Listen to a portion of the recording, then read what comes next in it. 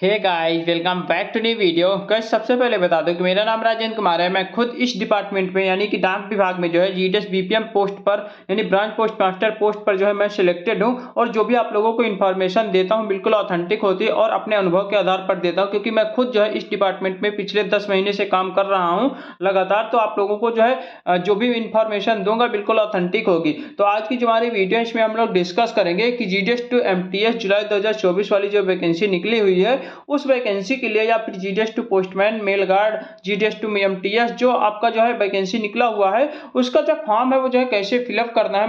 मैंने सोचा कि आप लोगों को इस पर एक प्रॉपर वीडियो बनाया जाए और आप लोगों को बताया जाए कि इसका फॉर्म जो है कैसे क्या फिलअप करना है। आपको पता है कि इसका जो फॉर्म है वो जो है ऑफलाइन तरीके से फिल होता है, यानी कि जो है आपको पीडीएफ निकालवाना पड़ेगा, प्रिंट आउट निकलवाना पड़ेगा। उसके बाद प्रिंट आउट निकाल के उसमें जो खुद अपने हाथों से भरना पड़ेगा। उसके बाद अपने जो है डिविजनल ऑफिस में जमा करना पड़ेगा। ये ऑनलाइन तरीके से नहीं होता है, ऑनलाइन फॉर्म नहीं भराया जाता है। ये चीज आप लोग ध्यान दीजिएगा, ठीक है। फॉर्म भरने के बाद आप लोगों को कहां जमा करना है, लास्ट डेट आपको पता है 6 अगस्त 2024 लास्ट डेट रखी गई है। तो पूरा मैं आप लोगों को जो है पूरा बताऊंगा, तो आप लोग पूरा वीडियो जरूर देखिएगा। स्टेप बाय स्टेप करके मैं फॉर्म फिलअप करूंगा, तो आप लोग पूरा वीडियो जरूर देखिएगा। अगर मेरे इस चैनल पे नए हो, अगर अभी तक सब्सक्राइब नहीं किया हुआ है तो प्लीज चैनल को सब्सक्राइब जरूर कर लेना, क्योंकि इस चैनल पे आप लोगों को जीडीएस के रिगार्डिंग पल पल की और ऑथेंटिक अपडेट मिलती रहती है। तो देखिए आप लोगों के सामने ये जो है एनेक्जर 1 है, जिसमें कि आप लोगों को इसी जो है एनेक्जर 1 में आप लोगों को जो है पूरी तरीके से फॉर्म फिलअप करना है। यहाँ पे देख सकते हो कैसा क्या भरना है, वो सब अभी मैं बता दे रहा हूँ, ठीक है। देखिए ये जो है आपको ये जो फॉर्म का पीडीएफ है ना, वो सभी सर्कल का थोड़ा ना, ये वाला जो फर्स्ट पेज है ये तो सबका सेम है। ये वाला जो पेज आप लोगों को दिखा रहा हूं मैं, ये वाला पेज सबका सेम है, ठीक है। ये वाला पेज सेम है, उसके बाद नीचे वाला और ये वाला पेज सेम है। दोनों ये पेज बिल्कुल सब सारे सर्कल का सेम रहने वाला है। उसके बाद जो है आपके जो एक दो पीडीएफ और हैं, एक दो पेज और लगाए गए हैं, उसमें थोड़ा थोड़ा यहाँ पे डिफरेंस दिखा रहा है। तो मैंने सोचा कि एक सर्कल का मैं आप लोगों को फॉर्म भर के दिखा देता हूँ। जैसे कि मैं यूपी का दिखा देता हूँ, यूपी सर्कल का मैं फॉर्म भर के दिखा देता हूँ। सबको ऐसे ही भरना है, जैसे मैं बताऊंगा सेम टू सेम ऐसे ही सारे सर्कल वालों को भरना है। और देखिए ये जो आपको जो फॉर्म मतलब निकालना है, कहां से निकालना है, ये मैं जो है अपने टेलीग्राम पे प्रोवाइड करवा दूंगा। मेरे टेलीग्राम पे सभी सर्कल का मैंने लगभग सभी सर्कल का जो है नोटिफिकेशन डाल दिया, GDS to MTS postman mail guard वाला।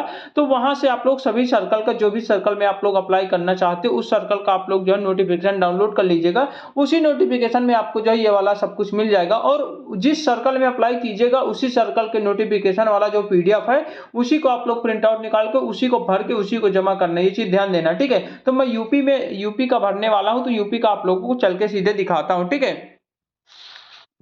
तो गाइस यहाँ पे आप लोग देख सकते हैं, ये जो है मैंने जो है यूपी सर्कल का जो है डाउनलोड करके दिखाया है। अब देखिए ये यूपी सर्कल का जो हमारा GDS to postman mail guard या फिर एमटीएस का जो नोटिफिकेशन है, इसी नोटिफिकेशन में आप लोग नीचे जाओगे तो नीचे आप लोगों के सामने देख सकते हो, ये जो है आप लोगों के सामने इसमें जो है यहाँ पे पेज लगाया गया है। उसी पेज को यहाँ पे देख सकते हैं एनेक्जर 1 जो है, इस पेज को आप लोगों को फिलअप करके उसके बाद अपने डिविजनल ऑफिस में जमा करना है। ये वाला पेज और ये दो पेज ये हो गया, उसके बाद तीसरा पेज ये हो गया, चौथा ये हो गया, पांचवा ये हो गया, ठीक है। टोटल 5 1 6 पेज का टोटल आप लोगों को जमा करना पड़ेगा। अलग अलग मैं अभी बताऊंगा कि कैसा क्या यहाँ पे भरना है, तो आप लोग पूरा वीडियो जो है स्किप मत कीजिएगा। अब हम लोग सीधे चलते हैं जो है, अब भर के आप लोगों को मैं एक एक चीज यहाँ पे दिखाता हूँ, ठीक है।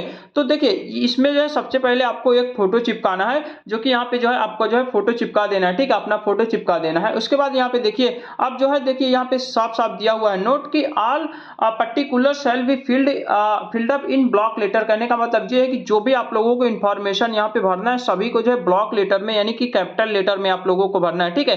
जैसे कि मान लो कि अमन किसी का नाम है, ठीक है, तो अमन ऐसे आप लोगों को भरना है, यानी कि कैपिटल लेटर में आप लोगों को भरना है, ठीक है। तो उसकी उसी प्रकार आप लोगों को करना है। सबसे पहले आपका जो है नेम ऑफ द कैंडिडेट, यानी कि अपना खुद का नाम भरना है। जिस भी कैंडिडेट का यहाँ पे फॉर्म अप्लाई कर रहे हो उसका नाम भरना है, ठीक है। जैसे कि मेरा राजेंद्र कुमार है, तो मैं RAJEN ऐसे आप लोगों को जो है कैपिटल लेटर में भर देना, पूरा नाम भरना है आपको, ठीक है। उसके बाद जो है यहाँ पे जेंडर सेलेक्ट कर लेना, मेल फीमेल या फिर ट्रांसजेंडर। तो मैं मेल हूं तो MALE में मेल सेलेक्ट कर लेता हूं, ठीक है। उसके बाद डिग्नेशन आप यानी डिग्नेशन का मतलब क्या होता है, यानी कि आपकी जो पोस्ट है वो जो है कौन सी पोस्ट पर आप इस समय काम कर रहे हो, बीपीएम हो, ABPM हो या फिर डाक सेवक हो, तो वो इसको इसके सामने वहां पे लिख देना। मैं BPM हूं तो BPM लिख देता हूं, ठीक है। उसके बाद अपनी डेट ऑफ बर्थ लिखना है, ठीक है। डेट ऑफ बर्थ के यहाँ पे क्या करना है, डेट ऑफ बर्थ यहाँ पे देख सकते हो आप लोग जो है अपने हाई स्कूल के मार्कशीट के अकॉर्डिंग लिखना है, ठीक है। यहाँ पे दिया भी गया है attach self attested matric matriculation certificate, marksheet. देखिए अभी मैं आप लोगों को बताऊंगा अभी कि कौन कौन से डॉक्यूमेंट्स यहाँ पे अटैच करना है इस फॉर्म के साथ। सबसे पहले तो आपको जो है हाई स्कूल की मार्कशीट अटैच करना है, जो कि यहाँ पे दिया हुआ है, उसी के अकॉर्डिंग यहाँ पे डेट ऑफ बर्थ भी डालना है, ठीक है। उसके बाद अपनी कैटेगरी डालना है, कैटेगरी यूआर है, एसटी, ओबीसी, डब्ल्यू, जिस भी कैटेगरी से आप लोग फॉर्म अप्लाई कर रहे हो उस कैटेगरी को यहाँ पे जो है फिलअप कर देना है, ठीक है। और कैटेगरी सर्टिफिकेट अगर आप लोगों को, देखिए यूआर जो कैंडिडेट है उनको तो नहीं लगाना, बाकी जो अदर कैंडिडेट है जैसे ओबीसी है, ईडब्ल्यूएस है, एससी एसटी है, वो लोग जो है यहाँ पे जो है अपना यूआर का अपना जो है कास्ट सर्टिफिकेट यहाँ पे जो है अटैच कर देना है पीछे जो है, ठीक है, इस फॉर्म के पीछे हाई स्कूल की मार्कशीट, उसके बाद जो है यहाँ पे कैटेगरी सर्टिफिकेट यानी कि जो आपका जातीय प्रमाण पत्र होता है। उसके बाद एजुकेशनल क्वालिफिकेशन आपका जो है कौन सा है, यानी कि आप टेंथ यहाँ पे देखिए जो हमारा पोस्टमैन है, एमटीएस है, उसके बाद मेल गार्ड है, ये तो तीनों जो है 10th बेस पर है, तो आपको केवल हाई स्कूल का ही यहाँ पे भरना है। आपको फालतू इंटर, ग्रेजुएशन, डिग्री वगैरह कुछ भी नहीं भरना, उससे आपका कोई भी लेना देना नहीं है। इसमें एजुकेशनल क्वालिफिकेशन में आपका यहाँ पे 10th पास आउट कर देना है, यानी कि 10th भर देना है। उसके बाद आपकी हाई स्कूल की मार्कशीट पीछे लगी ही होगी, ठीक है। उसके बाद यहाँ पे दिया है कि ऑफिस वेयर प्रेजेंटली अटैच, यानी कि जो आपका ऑफिस है वो जो है इस समय जो है मतलब कि कहां पर अटैच है, किस मतलब कि किस जो है यहाँ पे देखिए यहाँ पे जब आप लोग भरना, यहाँ पे बीपीएम एबीपीएम डाक सेवक यहाँ पे जो है भरना। उसके बाद अपना जो है यहाँ पे जो है वो भर देना अपना बीओ के नाम, जैसे कि मैं बिशनापुर बीओ में हूँ तो कोष्टक में बिशनापुर डाल देना। उसके बाद जो है ये जो हमारा दिया है कि ऑफिस वेयर प्रेजेंटली अटैच, यानी कि आपका जो ऑफिस है वो जो है किस एचओ से अटैच है, तो अपना एचओ का नाम भर सकते हो, हेड ऑफिस का नाम भर सकते हो, ठीक है। उसके बाद आप लोग जो है 8वें नंबर पर आओगे तो date from which continue in the GDS engagement, कहने का मतलब ये है कि आप लोगों ने जो है जीडीएस में किस साल जो है इंगेजमेंट में मतलब कि ज्वाइनिंग डेट आप लोगों को भरना है। 8वें नंबर पर आप लोगों को ज्वाइनिंग डेट भरना है कि आप लोगों ने जीडीएस में जो है किस डेट को ज्वाइनिंग किया है। चार्ज रिपोर्ट में जब आप लोग ज्वाइनिंग किए होंगे एज ए जीडीएस, उस समय आपकी चार्ज रिपोर्ट में डेट रखी होगी, आपको पता भी होगा, तो वो ज्वाइनिंग डेट आप लोगों को यहाँ पे फिलअप कर देना है, ठीक है। 9वें नंबर पॉइंट पे आप लोगों को length of the GDS length of the engagement rendered as GDS as on 1/1/2024, कहने का मतलब ये है कि आप जो है 1/1/2024 तक, यानी कि 1 जनवरी 2024 तक आप लोगों ने जीडीएस में कितने साल काम कर लिया है, यहाँ पे पूरा डालना है, कितना साल, कितना मंथ, कितना दिन, यानी कि 1/1/2024 तक आपको कैलकुलेट करना है। जिस भी डेट को आपको ज्वाइनिंग हुई है, मान लो कि कोई बंदा है 1/1/2021 को ज्वाइनिंग किया है, ठीक है, मैं उदाहरण बता रहा हूँ कि 1/1/2021 को कोई भी बंदा है जीडीएस में ज्वाइनिंग किया है, 1/1/2024 तक उसका 3 साल पूरा हो रहा है, तो यहाँ पे 3 साल डालेगा। अगर मान लो कि यहाँ पे 2-3 मंथ होता तो यहाँ पे जो है यहाँ पे मान लो कोई दूसरा मंथ होता तो आप लोग जो है इस डेट के अकॉर्डिंग और 1/1/2024 तक आप लोग कैलकुलेट कर लीजिए कि 1/1/2024 तक हमने जो है कितना हमारा साल पूरा हो रहा है, कितना मंथ, कितना दिन, आप लोग कैलकुलेट कर लीजिएगा, ठीक है। उसके बाद 10वां नंबर पॉइंट है एज एंड द 1/1/2024, यानी कि आपकी जो एज है प्रेजेंट टाइम पे जो उम्र है वो जो है 1/1/2024 तक कितना पूरा हो रही है, यानी कि 1 जनवरी 2024 तक आप लोग जो है कितने साल के हो गए हो। तो आप लोग जो है एज कैलकुलेटर एक ऐप होता है उसको डाउनलोड कर लीजिए, नहीं तो आप लोग जो है ऐसे निकाल लीजिएगा, आप लोग जो है आपको पता होगा कैसे क्या निकालना है, ठीक है। अपना जो है 1/1/2024 तक जितना भी एज हो रहा है, कितने साल, कितने मंथ, कितने दिन टोटल आपको देना है, ठीक है। उसके बाद यहाँ पे दिया हो कि वेदर पर्सन विथ डिसेबिलिटी, अगर आप लोग डिसेबिलिटी हो यानी कि विकलांग हो तो उसको यहाँ पे यस करना है, अगर आप लोग विकलांग नहीं हो तो यहाँ पे केवल नो कर देना, ठीक है। अगर आप लोग जब विकलांग कैंडिडेट हो यहाँ पे यस करोगे तो उसके बाद यहाँ पे जो है आपको जो है दिखाना पड़ेगा कि किस कैटेगरी में विकलांगता है, ओएच हो, एचएच हो, वीएच हो, अदर हो। उसके बाद यहाँ पे परसेंटेज भी दिखाना पड़ेगा कि कितने परसेंटेज आपका डिसेबिलिटी है, वो आपका डिसेबिलिटी सर्टिफिकेट यानी पीडब्ल्यूडी सर्टिफिकेट आप लोगों के पास होगा ही, तो उसमें दिया होगा। अगर आप लोग नहीं हो विकलांग तो आपको सीधे नो कर देना है, ठीक है। उसके बाद यहाँ पे जो है वेदर वर्किंग इन एपीएस, अगर आप लोग एपीएस में काम कर रहे हो तो यहाँ पे यस करना है, नहीं तो आप लोगों को नो कर देना है, ठीक है। उसके बाद हम लोगों को जो है 13 नंबर पॉइंट है कि whether any penalty in the currency for the discipline proceeding pending if yes detail their favor, करने का मतलब ये है कि अगर आपके खिलाफ जो है कोई भी एक्शन यहाँ पे लिया गया है, कोई भी जो है यहाँ पे पेनाल्टी वगैरह दिए गए या पुट ऑफ वगैरह हुए हो, कुछ भी हुआ है, आपके खिलाफ कोई भी एक्शन लिया गया, डिसिप्लिन एक्शन लिया गया है, तो यहाँ पे यस कर देना, नहीं तो आप लोगों को सीधे नो कर देना है, ठीक है। उसके बाद आप लोगों को देखिए ये तो मैंने बता दिया, स्टेप बाय स्टेप पूरा मैंने बता दिया। उसके बाद नीचे आओगे तो नीचे आप लोगों को क्या करना है, यहाँ पे जो है नीचे आओगे तो यहाँ पे आप लोगों को डेट लिखना है है, जिस भी डेट को आप फॉर्म फिलअप कर रहे हो वो डेट लिखना है। उसके बाद प्लेस यानी आप जिस भी जगह से आप लोग फॉर्म अप्लाई कर रहे हो, कहने का मतलब ये है कि जहां पर भी आप लोग प्रेजेंट टाइम पे वर्किंग हो उसका यहाँ पे प्लेस लिख देना है। उसके बाद अपना जो है यहाँ पे सिग्नेचर कर देना, जो भी सिग्नेचर हो, ठीक है। उसके बाद जो है यहाँ पे आप लोग नीचे आओगे तो देखिए इसको आप लोगों को जो है यहाँ पे आप लोगों को भरना है, यहाँ पे ये वाला पोस्ट केवल, ठीक है। सॉरी यहाँ पे जो है नहीं भरना है, ये केवल और केवल आपके जो है ऑफिस के लिए, ऑफिस वालों के लिए, यानी कि आपकी सब डिविजनल जो इंस्पेक्टर वगैरह हैं, यानी कि जो आपका फॉर्म वेरीफाई करेंगे केवल उन्हीं के लिए है। क्योंकि जो है यहाँ पे दिया है कि जो है यहाँ पे वेरीफाई करेंगे कि जो है I clearly with I the verify particular candidate from the service record found the correct, यानी कि आपका जो भी इंफॉर्मेशन जो भी ऊपर दिया है वो सारा करेक्ट है। इसमें देखिए यहाँ पे आप जो ध्यान देना, जैसे कि ये पोस्टमैन है तो ये लोग जो है आपका जब फॉर्म वहां पे जाएगा डिविजनल ऑफिस में तो वहां पे जो है यहाँ पे चेक किया जाएगा कि अगर आप लोग जो है केवल देखिए अगर आप लोग तीनों पोस्ट के लिए भर रहे हो तो जो यहाँ पे जो है वहां पे यस करना है, ठीक है। यानी कि आपको यहाँ पे अगर पोस्टमैन के लिए भी आप लोग एलिजिबल है, यानी कि आपका जो है 4 साल है तो यहाँ पे जो है आपको यस कर देना है, ठीक है, यस भर देना है। अगर आप लोग 4 साल पूरा नहीं हो तो आपको केवल एमटीएस के लिए है फॉर्म फिलअप करना है, यानी कि आपका जो है अगर 2 साल पूरा है केवल तो एमटीएस के लिए फॉर्म फिलअप कर देना है, एमटीएस वाले में केवल यस करना है, बाकी में नो करना है।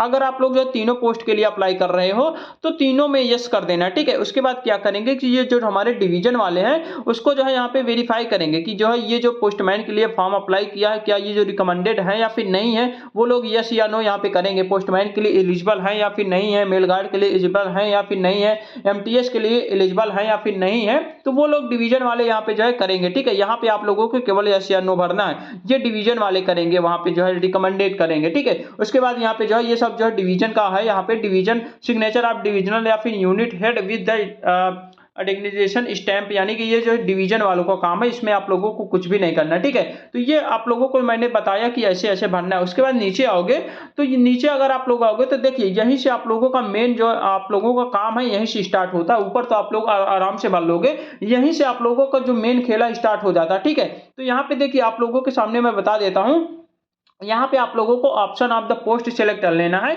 यानी कि जो है आपको जो किन किन पोस्टों के लिए यहाँ पे अप्लाई करना है और पोस्ट प्रेफरेंस आपको डालना है। जैसे कि आप लोग केवल पोस्टमैन के लिए अगर केवल आप लोग एमटीएस के लिए अप्लाई कर रहे हो तो केवल एमटीएस वाले में यस कर देना, बाकी में नो कर देना। अगर आप लोग जो पोस्टमैन या फिर मेल गार्ड के लिए एलिजिबल नहीं हो या फिर फॉर्म नहीं भरना चाहते हो तो वहां पर नो कर देना है। तो यानी कि अगर आप लोग तीनों के लिए एलिजिबल हो तो तीनों में यस कर देना, ठीक है। उसके बाद देखिए आपको पोस्ट प्रेफरेंस कैसे डालना है, ऑर्डर ऑफ प्रेफरेंस करने का मतलब ये है कि आप जो है पहले नंबर पर किसको वरीयता दोगे, पहले नंबर पर किसको रखना चाहते हो। तो पहले नंबर पर अगर आप पोस्टमैन की पद लेना चाहते हो तो पहला नंबर पोस्टमैन लिख दीजिए, उसके बाद पोस्टमैन लिखने के बाद यहाँ पे फर्स्ट लिख दीजिए, ठीक है, ऐसे। उसके बाद दूसरे नंबर पर अगर आप लोग मेल गार्ड के लिए जो है फॉर्म भरना चाह रहे हो तो मेल गार्ड लिखने के बाद उसमें सेकंड लिख दीजिए। तीसरे नंबर पर आप एमटीएस को रखना चाहते हो तो तीसरे नंबर पर आप एमटीएस। इसमें क्या होगा कि जब भी आपका जो सिलेक्शन हो जाएगा उस समय आपका जो है मान लो कि आप लोगों ने तीनों पोस्ट के लिए जो है क्वालिफाई कर गए तो उसमें आप लोग तीनों में से जो भी यहाँ पे ऑर्डर ऑफ प्रेफरेंस दिए होंगे पहला नंबर पर, उसी पे आप लोगों को यहाँ पे सिलेक्शन दे दिया जाएगा, फाइनल सिलेक्शन। तो ये चीज होता है, ठीक है। उसके बाद नीचे आओगे तो यहाँ पे जो है बी नंबर पे आप लोगों को सामने देख सकते हो, इसमें क्या है कि order of preference of the division unit of the GDS applicant for the postman mail guard. कहने का मतलब ये है कि जो भी कैंडिडेट पोस्टमैन और मेल गार्ड के लिए ऑर्डर ऑफ प्रेफरेंस देना चाहते हैं, कहने का मतलब ये है कि जो भी कैंडिडेट पोस्टमैन और मेल गार्ड के लिए केवल और केवल पोस्टमैन और मेल गार्ड के लिए फॉर्म भरना चाहता है, ये उनके लिए है, ठीक है। ये यहाँ पे ध्यान देना, यहाँ पे साफ साफ लिखा हुआ है कि जो भी कैंडिडेट पोस्टमैन या फिर मेल गार्ड के लिए केवल पोस्टमैन मेल गार्ड के लिए जो भी जीडीएस कैंडिडेट फॉर्म भरना चाहता है वो जो है यहाँ पे ऑर्डर ऑफ प्रेफरेंस डालेगा, ठीक है। अब देखिए यहाँ पे ऑर्डर ऑफ प्रेफरेंस क्या मतलब है, यहाँ पे सारे डिवीजन का नाम दिया हुआ है, जितने भी यूपी में जितने भी डिवीजन है नीचे भी हैं, इसके अलावा नीचे भी हैं, यहाँ पे देख सकते हो इतने सारे डिवीजन है, आरएमएस वगैरह को लेकर सब कुछ दिया हुआ है। इतने सारे डिवीजन में आप लोग जो है ऑर्डर ऑफ प्रेफरेंस डालना है। जैसे कि किसी को जो है मान लो कि कोई भी बंदा है पोस्टमैन या फिर मेल गार्ड का जो है वहां पे सीट लेना चाहता है, वो सबसे पहले नंबर जो है प्रयागराज चुनना चाहता है, यानी कि प्रयागराज जो है प्रेफरेंस डालना चाहता है, उसको चॉइस जो है प्रयागराज है, तो यहाँ पे सबसे पहला नंबर पर यहाँ पे प्रयागराज लिख देना, उसके बाद इसको फर्स्ट लिख देना, ठीक है। उसके बाद बाद क्या करना है कि मान लो दूसरे नंबर पर वो आगरा को रखना चाहता है या आगरा डिवीजन को रखना चाहता है दूसरे नंबर पर प्रेफरेंस में, तो उसको जो है सेकंड लिख देना है, ठीक है। उसके बाद क्या करना है, मान लो तीसरे नंबर पर मिर्जापुर को रखना चाहता है तो वो मिर्जापुर यहाँ पे तीसरे नंबर पर मिर्जापुर लिख देगा, उसमें जो है थर्ड लिख देगा। तो ऐसे आप लोगों को जो है यहाँ पे प्रेफरेंस डालना है, ऐसे आप लोगों को लिख देना है, ठीक है। ऐसे ही यहीं पे पोस्ट प्रेफरेंस आप लोगों को यहाँ पे ऐसे ही भरना है, ठीक है, नहीं तो आप लोग गलती कर दोगे। तो जिस भी डिवीजन को आप लोगों को पहले वरीयता देने उसको जो है पहले नंबर पर, फिर उसके दूसरे तीसरे, जिस भी ऐसे आप लोग करके अपने हिसाब से आप लोग जिस भी डिवीजन में अप्लाई करना चाहते हो, जिस भी डिवीजन को आपको पसंद है उस हिसाब से आप लोग जो है ऑर्डर ऑफ प्रेफरेंस दे सकते हो। उसी प्रकार यहाँ पे आरएमएस भी है, आरएमएस में भी आप लोग जो है ऑर्डर ऑफ प्रेफरेंस दे सकते हो कि इस आरएमएस में हमको जो है पहले वरीयता चाहिए। अगर हम हमारे अच्छे नंबर है तो उसमें जो है अगर आप लोग पहला प्रेफरेंस दोगे तो हो सकता है आपको वो जो है पहली प्रेफरेंस वाला ही ऑर्डर मिल जाए, ठीक है। उसके बाद हमारा सी नंबर पॉइंट है जो कि आपका मोस्ट इंपॉर्टेंट है, जो कि एमटीएस पद के लिए है। जो भी एमटीएस पद के लिए जो है एलिजिबल हैं, जो भी एमटीएस पद के लिए फॉर्म भर रहे हैं ये उनके लिए है, ठीक है। उसके बाद देखिए एमटीएस के लिए यहाँ पे वही चीज है जो मैंने अभी ऊपर बताया है, वही चीज यहाँ पे भी भरना है, ठीक है। जो भी यहाँ पे जो है भरना है कि जैसे कि ऑर्डर ऑफ प्रेफरेंस इसमें जो है कौन सा डालना है, आरओ प्रयागराज को पहला डालना है तो यहाँ पे आरओ प्रयागराज लिख के उसमें फर्स्ट नंबर लिख दीजिए। आरओ जो है कानपुर को दूसरे नंबर पर रखना है तो आरओ कानपुर लिख के उसमें सेकंड लिख दीजिए। आरओ लखनऊ के तीसरे नंबर, सीओ लखनऊ को तीसरे नंबर पर रखना चाहते हो तो सीओ लखनऊ तीसरे नंबर पर, ऐसे आप लोग लिख दीजिएगा। तो ये आपको ऑर्डर ऑफ प्रेफरेंस हो जाएगा, यानी कि आप जो है किस पोस्ट पर ज्यादा चॉइस करना चाहते हो, किस में आपको ज्यादा पसंद है तो वो पहले लिख दीजिएगा, ठीक है। उसके बाद नीचे ऐसे लिखते चले जाइएगा। तो ये एमटीएस के लिए, जो भी एमटीएस के लिए फॉर्म अप्लाई कर रहे हैं ये उनके लिए है, ठीक है। और देखिए जो लोग तीनों पोस्ट के लिए अप्लाई कर रहे हैं, पोस्टमैन, मेल गार्ड और एमटीएस तीनों पोस्ट के लिए अप्लाई कर रहे हैं, वो लोग इसको भी भरेंगे और इसको भी भरेंगे, ठीक है। यानी कि इसको भी भरेंगे और नीचे वाला भी भरेंगे। और जो लोग केवल एमटीएस के लिए फॉर्म अप्लाई कर रहे हैं वो लोग केवल एमटीएस वाला भरेंगे, और जो लोग केवल पोस्टमैन, मेल गार्ड के लिए अप्लाई कर रहे हैं वो लोग जो है इसको भरेंगे, ऊपर वाला। तो ये तीनों मैंने आप लोगों को अलग अलग बता दिया है, आप लोग ऐसे ही पोस्ट प्रेफरेंस आप लोगों को डालना है। उसके बाद यहाँ पे जो है वही चीज है, डेट प्लेस डालना है, उसके बाद सिग्नेचर अपना करना है। ये सारा चीज आपके डिवीजन वाले करेंगे, इसको आप लोगों को नहीं भरना है। तो ये सारा चीज था जो कि आप लोगों को बताना था। इतना ही फॉर्म आप लोगों को भर के फिलअप करना है। ऐसे ही आपको सभी डिवीजन में, देखिए इस डिवीजन में तो हालांकि इसमें सारा कुछ डिवीजन दिया है, पूरा नाम दिया है, और जो दूसरे सर्कल हैं उसमें जो है कहीं कहीं पे डिवीजन में जहाँ पे पूरा नहीं दिया वहां पे क्रमांक दिया है 1 2 3 4, तो वहां पे आप लोगों को अपने से डिवीजन को वहां पे ढूंढना पड़ेगा कि किस डिवीजन का नाम पहले नंबर पे, दूसरे नंबर पे, तीसरा नंबर पे डालना है, वो आपको ढूंढना पड़ेगा। लेकिन यहाँ पे यूपी में आपको कुछ भी ढूंढने की जरूरत नहीं है, यहाँ पे सब कुछ दिया हुआ है, केवल आपको ऑर्डर ऑफ प्रेफरेंस भरना है। तो ये सारा चीज था, तो मैंने सोचा कि आपको एक प्रॉपर वीडियो बनाया जाए और आप लोगों को बताया जाए। अब देखिए ये जो फॉर्म भरना, इतना जितना मैंने बताया उतना सारा कुछ फॉर्म भरना है। उसके बाद आपको जो है अपनी हाई स्कूल की मार्कशीट, ठीक है, हाई स्कूल की मार्कशीट की फोटो कॉपी, उसके बाद आपका जो है जो कास्ट सर्टिफिकेट उसको लगा देना है, ठीक है। उसके बाद क्या करना है कि अपना जो है जो आपकी चार्ज रिपोर्ट है, जो कि आप लोगों ने जो है ज्वाइनिंग के समय चार्ज रिपोर्ट बनी होगी, तो उस चार्ज रिपोर्ट को यहाँ पे लगा देना है। उसके बाद अपना आधार कार्ड लगा देना है, पैन कार्ड लगा देना है। ये सारे डॉक्यूमेंट्स आपको लगा, ज्यादा डॉक्यूमेंट्स लगाने की कोई जरूरत नहीं, आप लोग अपनी 10th की मार्कशीट लगा दीजिएगा, अपनी चार्ज रिपोर्ट लगा दीजिएगा, ठीक है। उसके बाद अपना जो है आधार कार्ड, पैन कार्ड लगा दीजिए और कास्ट सर्टिफिकेट लगवा दीजिएगा। इतना सारा आप लोग जो है यहाँ पे मतलब कि इतना सारा चीज आप लोग यहाँ पे लगा के और फॉर्म भर के, उसके बाद जो है देखिए जो डिसेबिलिटी कैंडिडेट है वो अपने डिसेबिलिटी यानी कि पीडब्ल्यूडी सर्टिफिकेट वगैरह भी यहाँ पे लगा सकते हैं, ठीक है। बाकी इतना ही चीज लगाना है और ज्यादा कुछ लगाने की कोई भी जरूरत नहीं है। और देखिए इसको भरकर पूरा डॉक्यूमेंट्स रेडी करके अपने जो है डिविजनल ऑफिस में जाके जमा कर देना है, अपने इंस्पेक्टर के पास या फिर एसपी के पास, वो आप लोग वहां पे जाके जमा कर दीजिएगा, कोई दिक्कत नहीं है। और वो लोग जो है वेरीफाई कर देंगे। उसके बाद जो है आपका जो है 25 अगस्त को एग्जामिनेशन हो जाएगा, ठीक है। तो ये सारा चीज था, तो मैंने सोचा आपको जो है पूरी स्टेप बाय स्टेप करके बताया जाए। आशा करता हूं आपको वीडियो अच्छे लगे हो। अगर वीडियो अच्छी लगे तो वीडियो को लाइक करें, कमेंट करें, शेयर करें। अगर मेरे इस चैनल पे नए हो तो सब्सक्राइब जरूर करें।